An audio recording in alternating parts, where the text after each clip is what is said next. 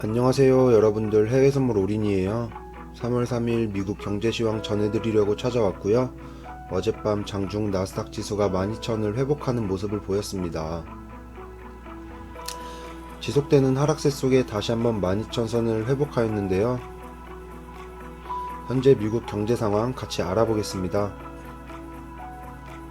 미국 국채금리가 4%로 뛴 이 시점에 4분기 생산성은 전망치 3%보다 훨씬 낮은 1.7% 증가한 것으로 발표됐고, 반면 4분기 단위노동 비용은 전망치 1.1%보다 훨씬 높은 3.2% 증가한 것으로 나타나 금리 상승을 더욱 부채질했습니다.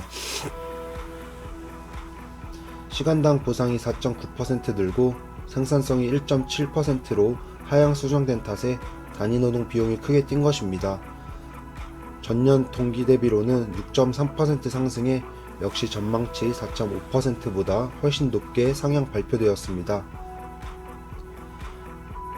6.3%는 1982년 이후 가장 높은 기록이며, 기업 입장에서 생산은 생각보다 더 줄고 노동비는 더 늘었다는 의미인데, 그러면 물가를 가격을 올릴 수밖에 없습니다.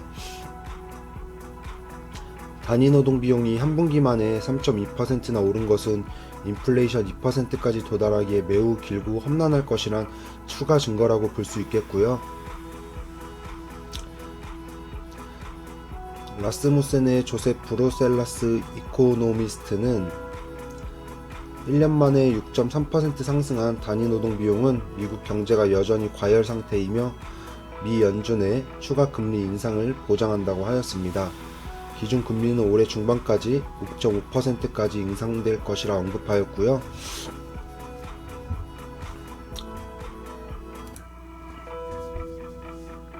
(3월 2일) 발표된 실업급여 청구 건수는 지난주보다 2,000건 줄어든 19만 건으로 집계되었고요. 월가에서 예상하는 19만 5천 건보다 적었고 7주 연속 20만 건을 밑돌았습니다.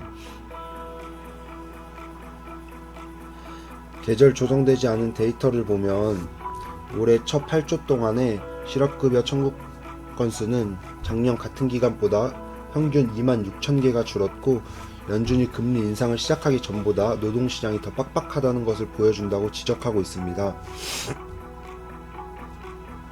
미국 소비자들이 기록적인 인플레이션 속에 식료품 등 꼭 필요한 물건만 위주로 지출하고 있다는 것으로 확인되었습니다. 뜨거운 노동시장과 임금 상승세 지속 등으로 소비 여력은 있지만, 높은 물가와 경기 우려 등으로 고가 제품이나 서비스에 대한 지출은 소극적이라는 의미입니다. 실제로 미국 백화점 등 전자제품 판매점은 올해 높은 수준의 인플레이션으로 인하여 소비자들의 부담이 가중되면서 매출이 감소할 것으로 예상하고 있고, 미국의 메이시스는 지난 분기 이익에 전년 동기 대비 32% 감소했다고 밝혔으며, 베스트바이의 미국 매출은 약 10% 줄었습니다. 반면 월마트 등 식료품 회사는 매출이 증가했다고 밝히고 있습니다.